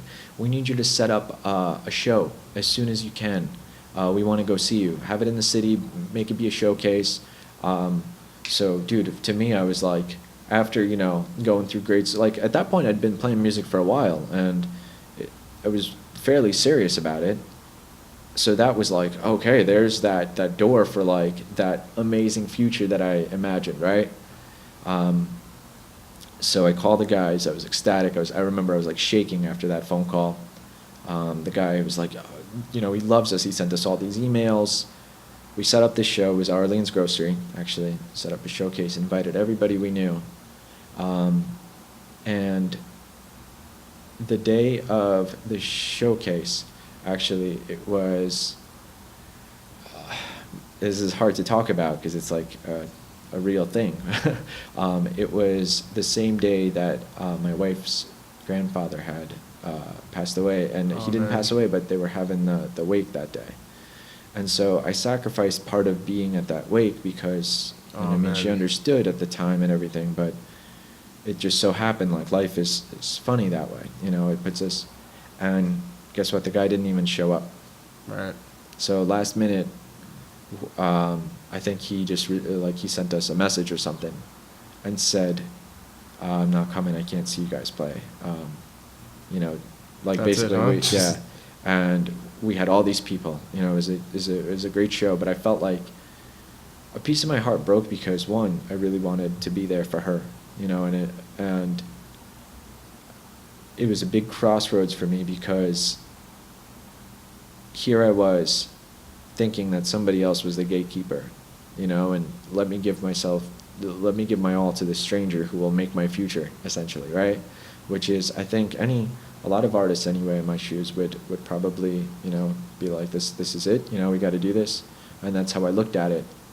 But from that point on, honestly, a big part of me was like, I'm not going to do this for them. Because they don't know that I missed the wake to be here. Sure. They don't know that the effect this has on the person that I love with all my heart, and the effect this has on me. And they don't care. To them, I'm something dispensable, just like a lot of artists are, But to me, I have a reason to make music for me. And that's always going to be there regardless of what they ask of us.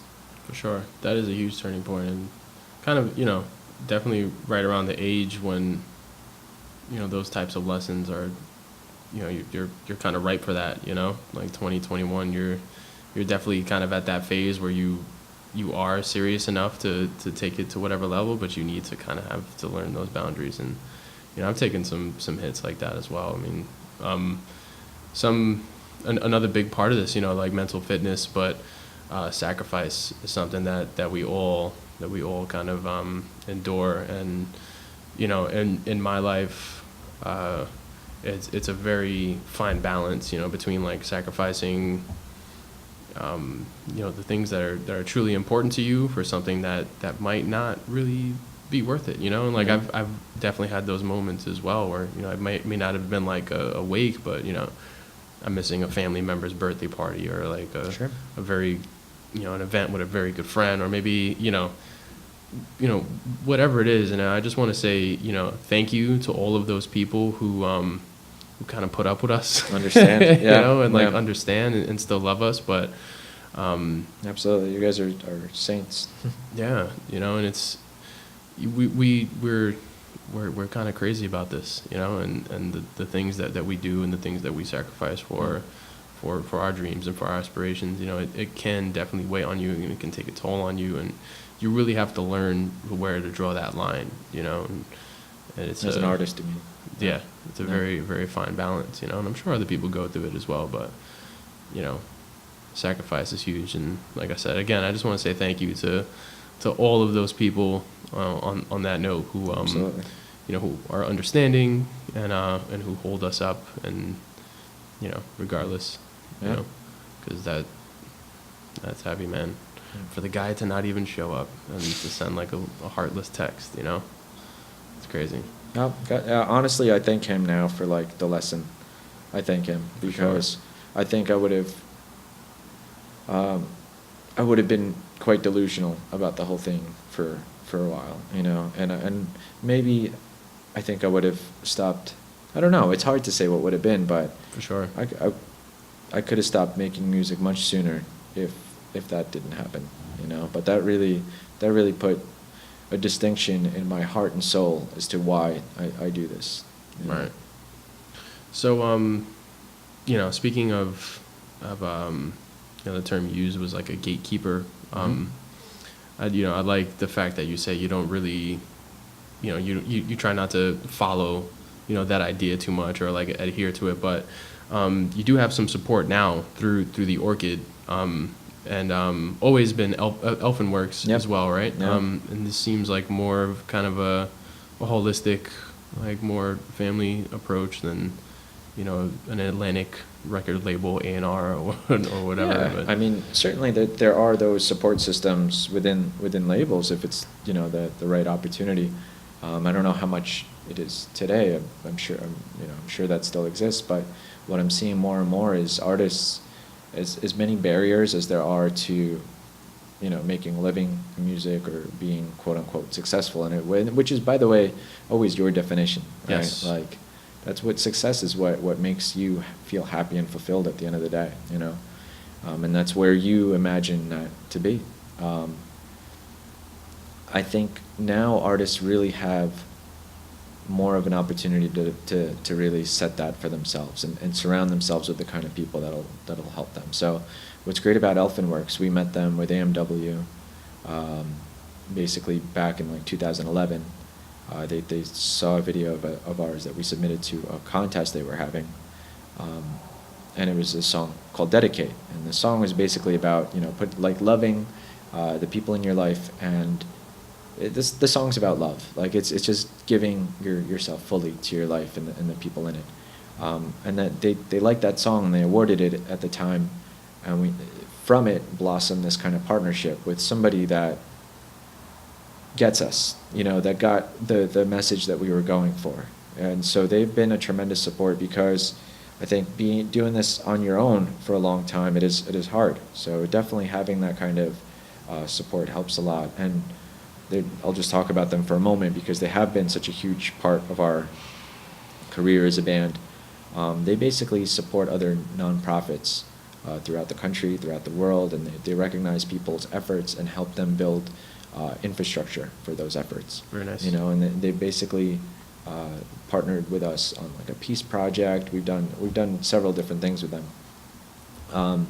But they've let us take the reins as far as like the only thing, the only kind of guideline is it's something inspiring and making a difference in this world, which is like, I think the biggest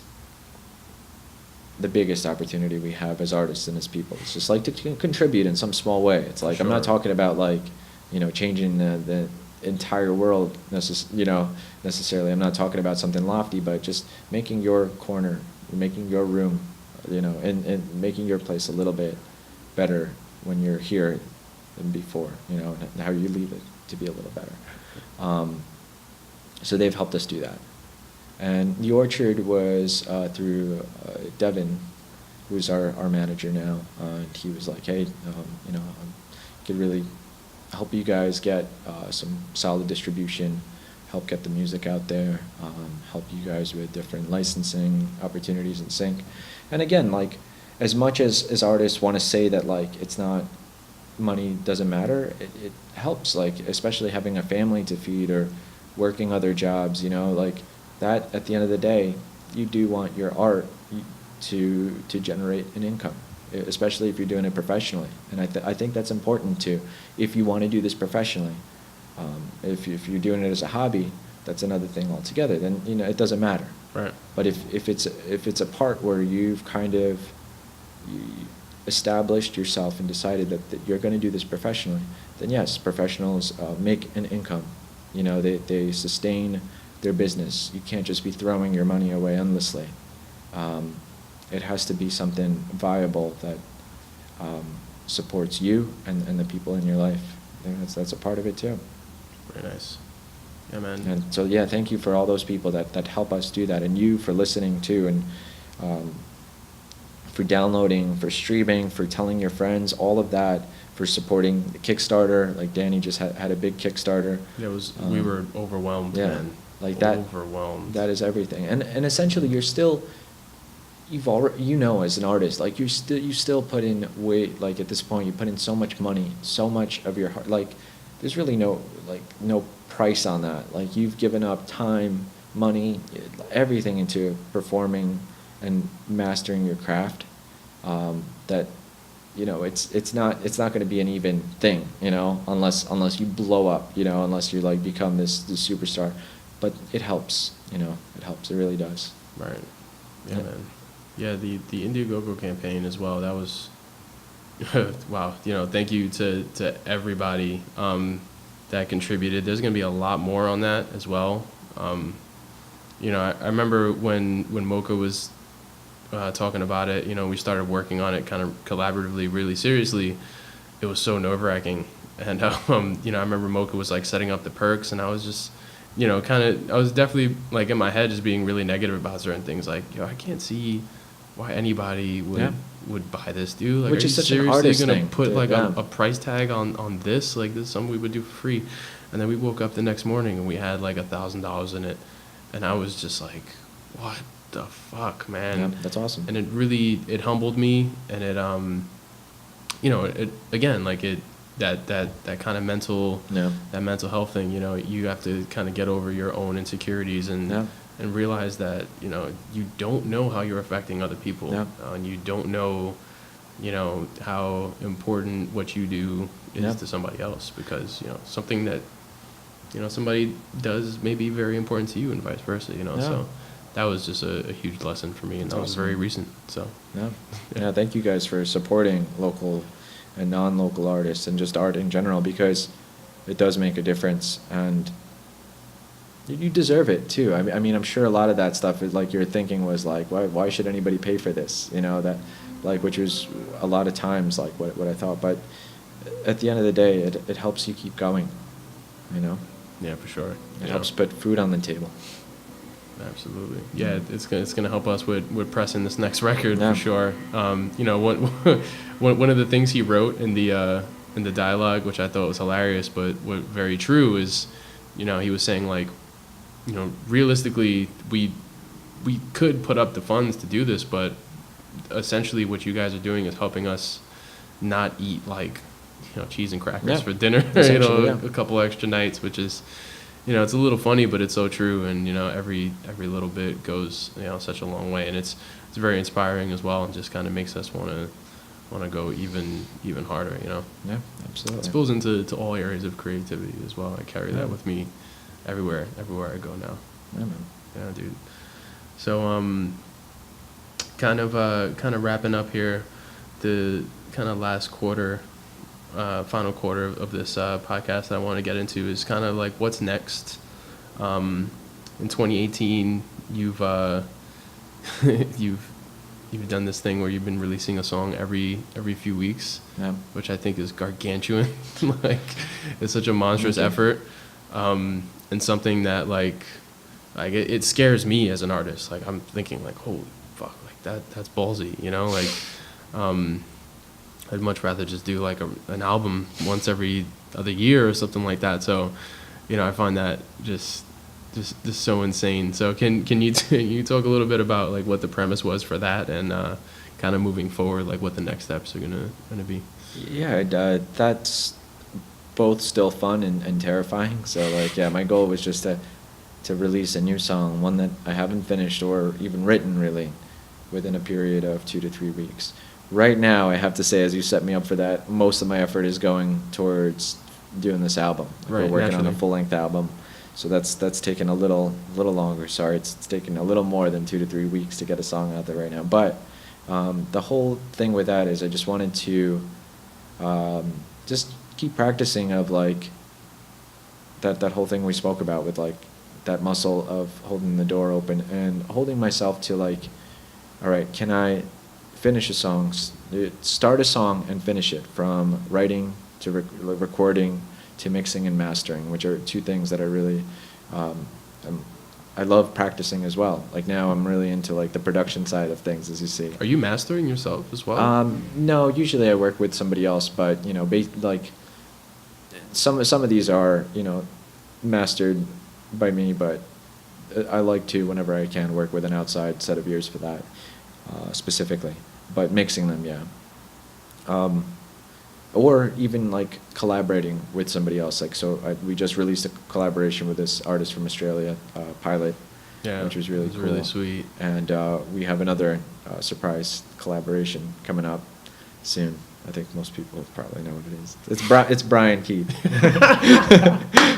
I like took a bunch of pictures of there and like, yeah, who is one of the most Oh, that's so talented funny. people on the planet. Shout out to Brian Keith, man. And if you haven't heard him, like just Google or YouTube Brian Keith right now, and I He's just the hope voice that of an man. angel. Yeah, I hope that man makes all the music in the world.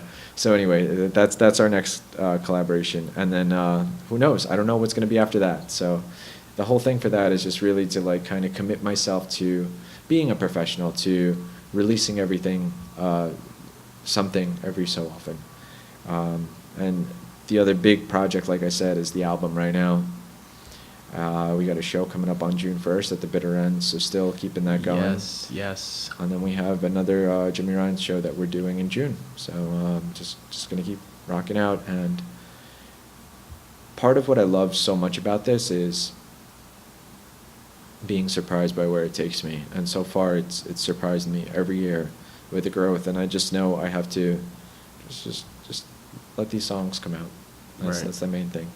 Awesome, man. Yeah, your songwriting as well, and well, the production value for sure. Because I feel like your songwriting, like when you first kind of introduced me to the conversing style, you know, I definitely thought it was different, and I was like, you know, I hadn't fully understood it, I would say, until like maybe like this past year, like the recent like last 6 months, you know.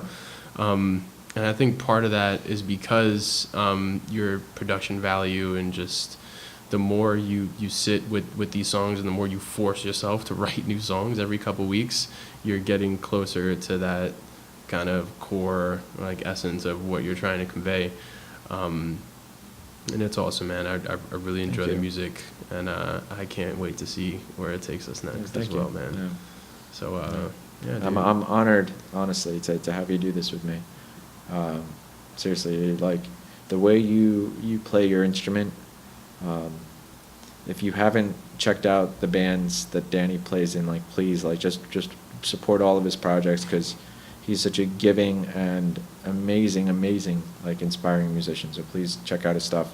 Like I'm honored that you play drums on the song. So thank you so much. Yo, I'm fucking stoked, man. I can't wait till the next sessions. That means a lot. Yeah, dude. I hope we do a lot of recordings. I hope we show the people what we're all about, and I hope the people are very surprised. And I think they'll be thoroughly kind of surprised by this next full length as well, because you haven't put out a full length before. 2 EPs. Yeah. No, 3 not EPs. as Conversing. Yeah, we did. Is it 3 EPs? Yeah, right. Yes, we did 3 EPs. But you know what's funny? If you go on Conversing with Ocean Spotify, you can make like 2 full lengths full of like singles and remixes now, and all sorts of crazy shit. Like there's so much material that has come out in just the span of like 2 years, like such a short time, which I find is just so unlike most artists. You just reminded me of something though, and someone actually that I really want to kind of shout out, and that man's name is Brendan Rivera. And Brendan. yeah, he's you guys know him from Looking Glass Wars and Brendan Rivera.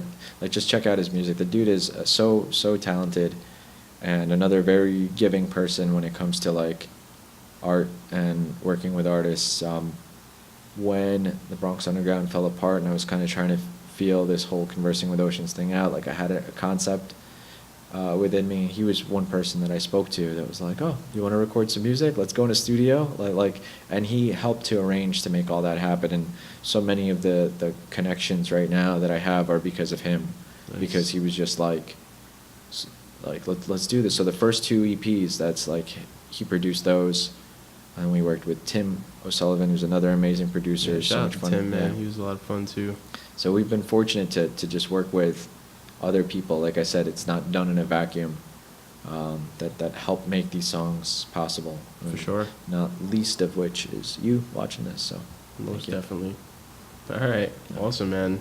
I know that we definitely got into a lot of deep shit, but speaking Too deep. People are gonna be like, "What are they on?" It's just what happens. This is Yeah. usually what happens when we're riding back home from a gig late at Yeah. night or something. To be Yeah. honest, we stop by White Castle or something, and I realize I forgot a hi-hat stand at the club.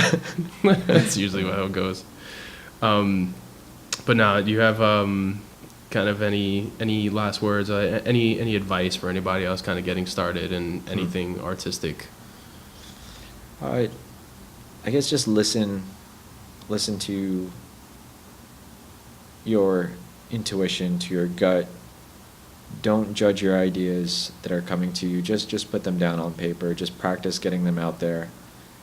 Kind of disregard anything negative that stops you from doing your art, if this is what you want to do. You really have to kind of have blinders on, and be focused on it, and be focused on the end goal. You know where you want to get to, and you will get there. If that desire is in you, just keep taking the next step, and you will get there eventually. Awesome. Yeah. So I love it. just keep doing it. It's not about the end goal, people. No. It's about the journey. It's about the process. That's it. Alex, it's been a great journey, my man. Dude, likewise. Thank you so much. You can find more of Alex Bondarev right here at conversingwithoceans.com. He's on everything pretty much. We got a lot of shows coming up. I don't know if this will be out in time actually for the bitter end, Yeah. but maybe somebody watching this, might have been at that show. Cool. We'll definitely be doing a lot of promotion for that. Shout out to Pete Fogel. The bitter end is definitely always been very cool to us and other bands as well. New record coming out 2018. Lots of good stuff. And yeah, we love you. Thank you for watching. Peace.